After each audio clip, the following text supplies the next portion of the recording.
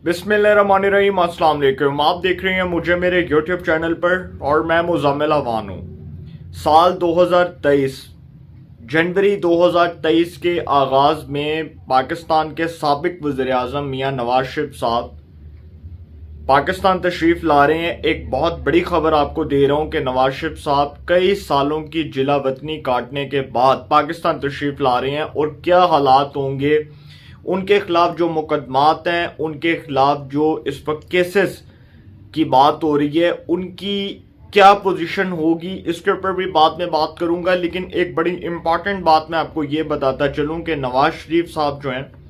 एक ऐसे वक्त में पाकिस्तान तशरीफ ला रहे हैं जब पाकिस्तान में आम इंतखाबात की गूंज सुनाई दे रही है, आम इंतखाबात की बातें हो रही हैं और कहा जा रहा है कि might be expected Nawaz Sharif साहब जो हैं वो इंतखाबात की जो है वो क़यादत खुद करेंगे, इंतखाबात के लिए खुद कैंपेन करेंगे और मुस्लिम लीग नून का जो नैरेटिव है, मुस्लिम लीग नून का जो बयानिया है, उसको मज़ीद मजबूत करेंगे। तो सर ये बिल्कुल दुरुस्त खबर है कि नवाज शरीफ साहब पाकिस्तान आ रहे हैं। राना सनाउल्लाह साहब वफाकी वज़ीर दाखिला, उसके बाद वज़ीर-ए-आज़म साहब के मुआविन ख़ुसूसी सैयद फ़ाहद हुसैन, वफाकी वज़ीर इक़्तिसादी अमूर अय्याज सादिक और मुस्लिम लीग नून के सीनियर रहनुमा मलिक अहमद खान, कई रहनुमाओं ने इस बात का इजहार किया टॉक शोज के अंदर। और मेरी मुस्लिम लीग नून के कुछ सीनियर रहनुमाओं से बात हुई तो उन्होंने बताया कि नवाज शरीफ साहब ने अपनी पार्टी के अरकान असेंबली को ये टास्क सौंपा है कि जब मैं वतन वापस आऊँगा तो एयरपोर्ट पर मेरा वालिहाना इस्तकबाल होगा और उसके लिए तमाम अरकान असेंबली अपने हलके से ज़्यादा लोगों को निकाले ताकि मेरा एक शानदार इस्तकबाल किया जा सके और मुखालफिन को दिखाया जा सके कि मैं पाकिस्तान बहुत धूमधाम से आऊँगा। इसी तरह नवाज शरीफ साहब जो हैं जी, उनकी वापसी एक ऐसे वक्त में जब पाकिस्तान में आम इंतखाबात होने जा रहे हैं। अगला साल जो है वो आम इंतखाबात का साल है और किसी भी वक्त गवर्नमेंट ये ऐलान कर सकती है कि इंतखाबात की डेट, उस हवाले से अनाउंसमेंट और फिर किस टाइम जो है वो इंतखाबात होंगे, हुकूमत इसका फैसला करेगी। और साथ साथ एक ऐसे वक्त में जब पाकिस्तान बदतरीन मौशी हालात से गुजर रहा है, हमारी इकॉनमी जो है वो दिन ब दिन गिर रही है और उसकी वजह यह है कि जो इमरान खान साहब की गवर्नमेंट थी उसने जिस तरह IMF के साथ मुआहदे किए, जिस तरह से IMF को जो है वो IMF के पास पाकिस्तान को गिरवी रखने की बातें की और पाकिस्तान का सत्यानाश किया, तो सर ऐसे हालात में पाकिस्तान को स्टेबल होते टाइम तो लगेगा। पाकिस्तान एक दिन में, 2 दिन में, 2 महीनों में, 3 महीनों में, 6 महीनों में तो स्टेबल नहीं हो सकता, या पाकिस्तान की जो पोजीशन है वो 6 महीनों में तो स्टेबल नहीं हो सकती। तो पाकिस्तान का जो ग्राफ गिरा, जो पाकिस्तान की पोजीशन को नुकसान हुआ, ये इमरान खान साहब के दौर में हुआ। यही नून लीग थी जो पेट्रोल जो है वो 75 पर छोड़कर गई थी। यही नून लीग थी जिसके दौर में डॉलर 95 पर था। यही नून लीग थी जिसके दौर में GDP ग्रोथ डोमेस्टिक प्रोडक्ट 5.5 पे था। और यही तहरीक इंसाफ आई जिसने मुल्क की मईशत का सत्यानाश कर दिया। तो सर नवाज शरीफ साहब पाकिस्तान आ रहे हैं और वो समझते हैं कि अब उनको पाकिस्तान आना चाहिए एक ऐसे वक्त में जब उनकी पार्टी के बयानिए को शदीद नुकसान पहुंचा। ज़िमनी इलेक्शंस में, बाई इलेक्शंस में उनकी पार्टी का ग्राफ नीचे गया, उसको बहुत नुकसान हुआ। उनकी पार्टी का जो नैरेटिव है उसको शदीद तर नुकसान हुआ। इंतखाबात में नाकामी की सूरत में पार्टी बयानिया जो है वो अवाम तक मकबूल ना होने की सूरत में, नवाज शरीफ साहब की अदम मौजूदगी की सूरत में पार्टी को बहुत लॉस हुआ। तो अब वो समझते हैं कि आम इंतखाबात की क़यादत मैं खुद करूँगा, फिर उसके बाद वो टिकट्स के हवाले से फैसला करेंगे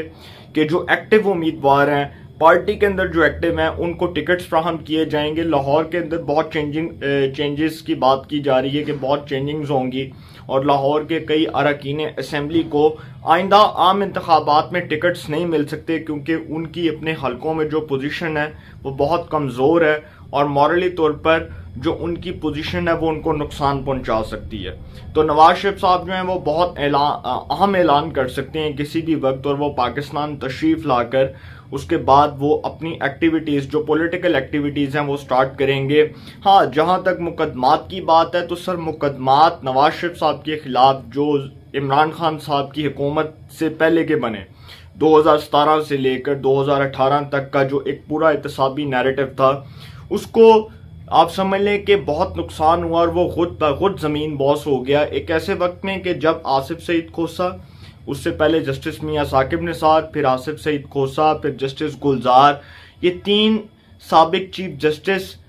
جو پاکستان کے رہے، ان کے ادوار میں بھی نواز شریف صاحب کے خلاف جو مقدمات تھے اس میں کچھ ثابت نہیں ہو سکا، اور جو عدالتی آپ سمجھ لیں کہ کارروائی تھی اس کے اوپر بڑے شدید تر تحفظات تھے بہت سے لوگوں کو، اور یہ بھی کہا جا رہا تھا کہ ایک جوڈیشل مارشل لا قائم تھا ان چیف جسٹس کے ادوار میں کہ ثاقب نثار، آصف سعید کھوسہ، جسٹس گلزار، ان کے دور میں کوئی عدالت میں بات نہیں کر سکتا تھا، اتنی سختی تھی کہ اگر کوئی بات کرتا تھا تو اس کی زبان بندی کر دی جاتی تھی۔ تو سر بہت حالات خراب ہوئے،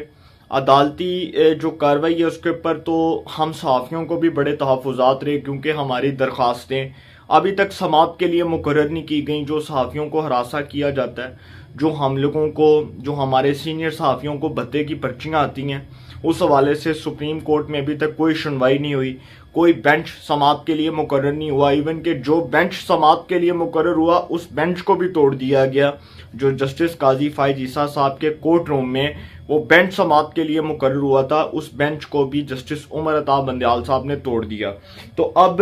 یہ جو نواز شریف صاحب کی نااہلی ہے سر، یہ ختم ہو جائے گی۔ اس کی وجہ یہ ہے کہ جب فیصل واڈا کے کیس میں chief justice of Pakistan justice Umar Ata Bandial کہہ چکی ہیں کہ نااہلی، تاحیات نااہلی جو ہے فار ایور ڈسکوالیفیکیشن ایک کالا قانون ہے، تو سر پھر یہ جو کالا قانون ہے اس کا مطلب کہ نواز شریف صاحب کی نااہلی کی مدت کا جو تعین ہے وہ 5 سال مقرر ہو چکا تھا۔ یہ بات تو کنفرم ہو چکی، اب ان کو 5 سال سے زیادہ ہو چکے ہیں۔ 2017 میں ان کو پیناما کے کیس میں ڈسکوالیفائی کیا گیا، فار ایور ڈسکوالیفائی کیا گیا، اور لائف ٹائم ڈسکوالیفیکیشن ایک دھبا ہے، کالا قانون ہے، خود عمر عطا بندیال کہہ چکے ہیں، اور اس کیس میں وہ یہ بھی کہہ چکے ہیں کہ تاحیات نااہلی کا اختیار عدالت عظمیٰ کو ہے، لیکن کسی کو تاحیات نااہل قرار دینا یہ کسی کی جو ہے وہ آپ سمجھ لیں کہ کسی کے پولیٹیکل کیریئر کو ختم کرنا ہے یا کسی کے پولیٹیکل کیریئر کو نقصان پہنچانا ہے۔ تو سر میں سمجھتا ہوں کہ تاحیات نااہلی جو ہے اس کا قانون تو اب پارلیمان نے ختم کرنا ہے، پارلیمان قانون سازی کرے، پارلیمنٹ کے جوائنٹ سیشن میں یہ بل پاس کیا جائے، اس میں قانون سازی کی جائے اور اس میں یہ بل پاس کر کے اس قانون کو ختم کر دیا جائے، تو یہ تاحیات نااہلی جو سیاستدانوں کے اوپر اس کی تلوار لٹکتی ہے اس کو ختم کیا جا سکتا ہے۔ دوسری بات یہ کہ جو اس وقت ان کی نواز شریف صاحب کی جو سزائیں ہیں، اب ان کی کچھ ان کے جو کیسز ہیں اس کی کوئی آپ سمجھ لیں کہ عدالت میں اپیل بھی ہوگی، اپیل کے لیے سماعت کے لیے مقرر بھی کیا جائے گا، تو بینچز بھی بنیں گے، لیکن مجھے نہیں لگتا کہ اب ان کیسز میں کوئی طاقت رہ گئی ہے، کیونکہ نواز شریف صاحب کے خلاف جو مقدمات بنائے گئے تھے ان کی حیثیت اب ختم ہو رہی ہے۔ وہ بالکل ایسے ہی ہے کہ جو کیسز ان کے خلاف بنائے گئے تھے اب ان کیسز میں کسی کا کوئی انٹرسٹ نہیں ہے، ایون کہ اب اگر نیب کا نیا چیئرمین آ گیا اور جو سابقہ چیئرمین تھے جسٹس ریٹائرڈ جاوید اقبال، ان کے دور میں بنائے جانے والے جو مقدمات ہیں اس میں بھی ان کو کوئی خاطر خواہ کامیابی نہیں مل سکی، تو اب جو نئے چیئرمین ہیں آفتاب سلطان صاحب، اب وہ اس میں کتنا کوئی انٹرسٹ لے لیں گے؟ وہ جب عدالت میں جائیں گے وہ عدالت میں ثبوت پیش کریں گے اور نیب خود بتائے گا کہ جی ہم نواز شریف صاحب کے خلاف کچھ ثابت نہیں کر سکے، کوئی چارج شیٹ نہیں ملی، کچھ بھی نہیں ملا، کوئی کرپشن کی، کوئی کک بیک کی، کوئی الزام ثابت نہیں ہوا، تو ایسے میں عدالت جو ہے وہ پھر فیصلہ دے دے گی۔ اور نواز شریف صاحب کے خلاف جو کیسز ہیں میں آپ کو پہلے دن سے بتا رہا ہوں، ایک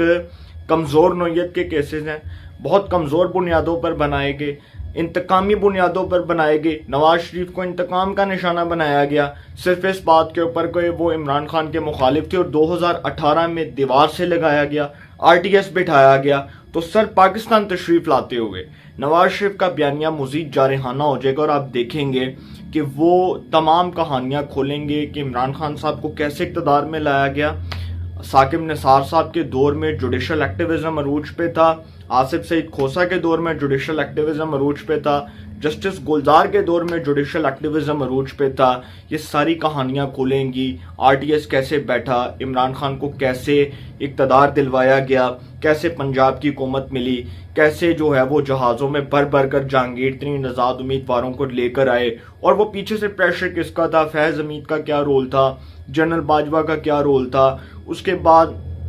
वो जो इमरान खान के दौर में मुस्बत रिपोर्टिंग की बातें किया करते थे मौसूफ, उनका क्या रोल था। तो सर बहुत सी कहानियां खुलेंगी। नवाज शरीफ साहब बहुत एग्रेसिव टोन में बात करेंगे, बहुत जारहाना अंदाज होगा उनका, और ये जो जारहाना अंदाज है वो आम इंतखाबात तक लेकर जाएंगे। बल्कि आम इंतखाबात, अगले साल जो होने वाले आम इंतखाबात हैं, उसमें अवाम को वो इस बात पर कायल करेंगे कि अवाम जो है वो मेरे नैरेटिव के साथ खड़ी हो, अवाम जो है वो मेरे नैरेटिव पर लब्बैक कहे। और जो मैं बात कर रहा हूँ, जो मैं नैरेटिव पेश कर रहा हूँ, वही नैरेटिव हमारा आम इंतखाबात में नैरेटिव होगा। इवन कि वो खुद पार्टी कैंपेन करेंगे, वो खुद इलेक्शंस कैंपेन करेंगे, वो पार्टी के बयानिए को फ्रंट फुट पर आकर लीड करेंगे। और ऐसे वक्त में जब पाकिस्तान मुस्लिम लीग नून के नैरेटिव को बहुत नुकसान पहुंचा बाई इलेक्शंस के अंदर, और पार्टी बयानिया जो है वो बड़ी बुरी तरह मुतासिर हुआ, तो मियाँ साहब जो हैं वो बड़े एग्रेसिव टोन में बात करेंगे, अपने साथ होने वाले जुल्म, ज्यादतियों को, नाइंसाफियों को उजागर करेंगे, अवाम के सामने रखेंगे, अपने पार्टी के जो रहनुमा हैं उनके सामने रखेंगे, पार्टी वोटर्स के सामने रखेंगे, पूरी कौम के सामने रखेंगे और बताएंगे कि किसका क्या क्या रोल रहा। तो ये नवाज शरीफ साहब की जी वतन वापसी की तैयारियां मुकम्मल हो रही हैं। जनवरी में वतन वापसी, नाअहली ख़त्म, उसके बाद पार्टी बयानिया बहुत जारहाना होगा। तो अब देखते हैं नवाज शरीफ साहब जो है वो क्या खड़ाक करते हैं। अपनी राय का कमेंट्स में ज़रूर इज़हार कीजिएगा। इंशाल्लाह एक नए सेगमेंट के साथ फिर मुलाकात होगी। अपना बहुत ख्याल रखिएगा। अल्लाह ने के बाद।